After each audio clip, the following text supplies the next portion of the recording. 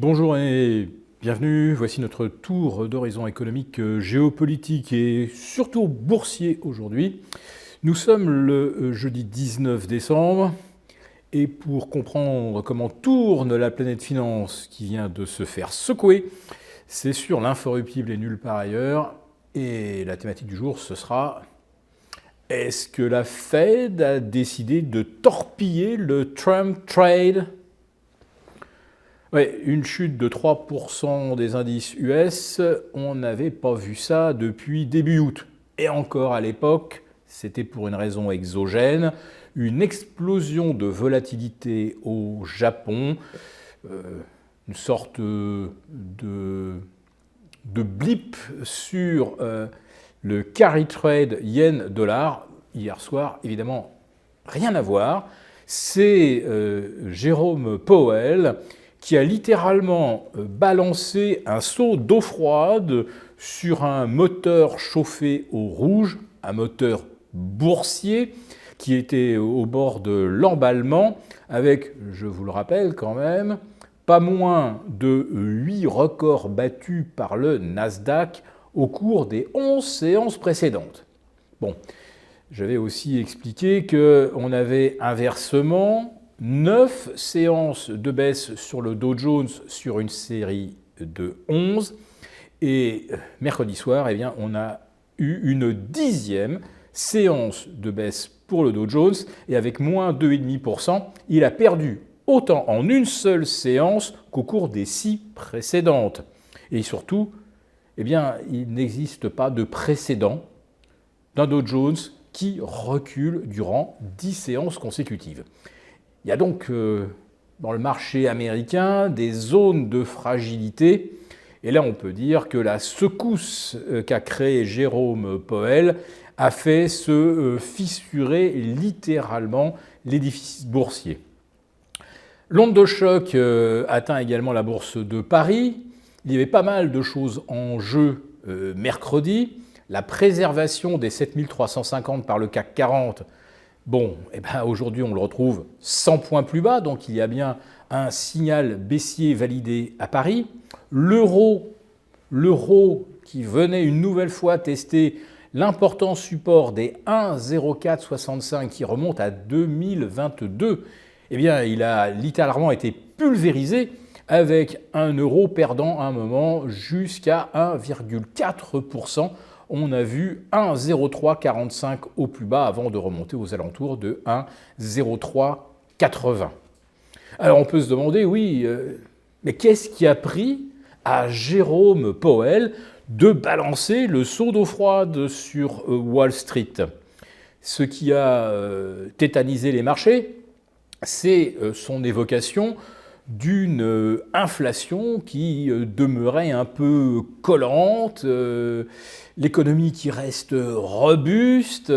Bref, il a déroulé un narratif qui aboutit à la conclusion suivante.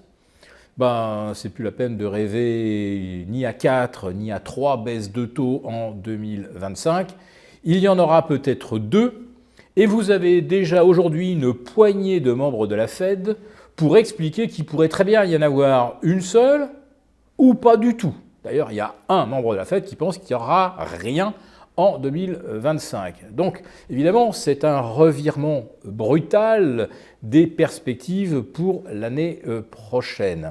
Et les valorisations stratosphériques atteintes par Wall Street s'appuyaient sur l'espoir que ça sera plutôt 4 plutôt que 3 baisses de taux l'an prochain.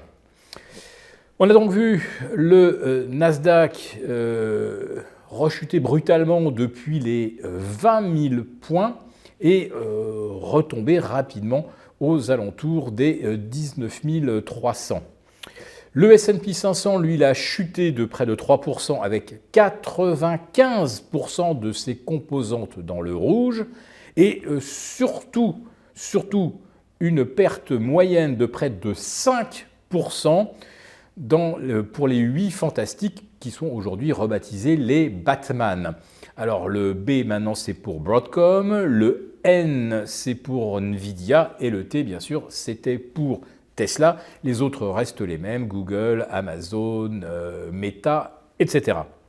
Donc, brusque signal de rupture baissier, à un moment où les PER étaient à l'incandescence, plus élevé même qu'au mois de mars 2000, en pleine bulle des dot-com, beaucoup plus élevé que lors de la culmination de novembre 2007, avant la crise des subprimes et la grande crise financière, et avec des ratios capitalisation sur chiffre d'affaires que l'on n'a jamais vus, même en mars 2000 et même en 1929, puisque vous avez par exemple des Broadcom ou des Nvidia qui se payent entre 20 et 25 fois leur chiffre d'affaires.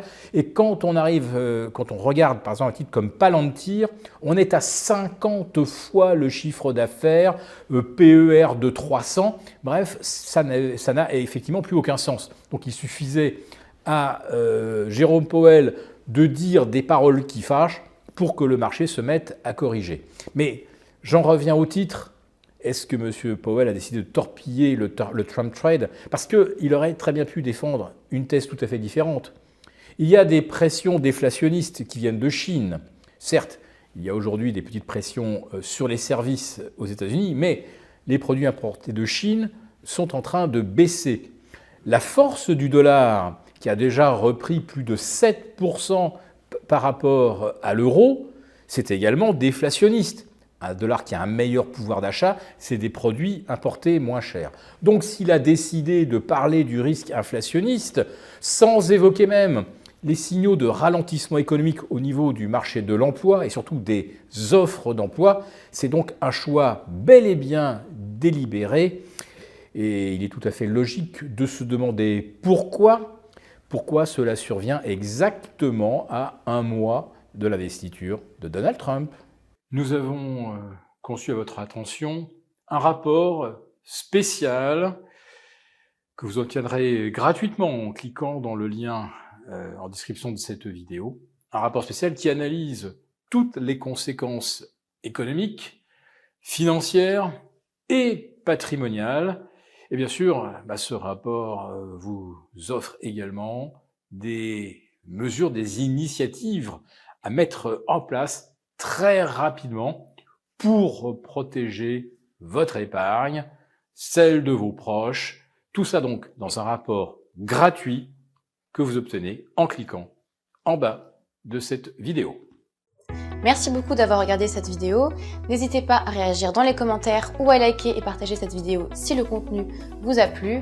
Et pour ne rater aucune de nos prochaines émissions, vous pouvez vous abonner à notre chaîne et activer les notifications. Et pour plus de contenu, n'oubliez pas que le dernier rapport rédigé par nos experts est accessible en cliquant sur le lien de description. On se retrouve tout de suite dans les commentaires et je vous dis à très bientôt pour une prochaine vidéo.